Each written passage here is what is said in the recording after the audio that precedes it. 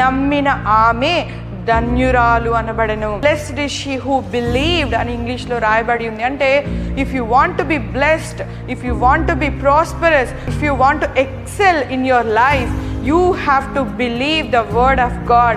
You have to listen to God's voice.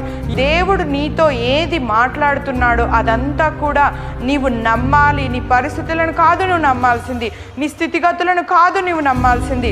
మరి స్థితిగతులు మారిపోతాయి, పరిస్థితులు తరలిపోతాయి. నీ జీవితంలో శాశ్వతంగా నిలబడగలిగింది, శాశ్వతంగా నిలబడేది, జీవితాల్ని మార్చేది దేవుని వాక్కు మాత్రమే ప్రియులారా. కాబట్టి దేవుడు మనతో ఏది మాట్లాడుతున్నా అది నమ్ముట అన్నది మనం చేయాలి ప్రియులారా. వి షుడ్ బిలీవ్, బికాజ్ మనం దేవుని యందు విశ్వసించిన విశ్వాసముగా పిలువబడుతూ ఉన్నాము.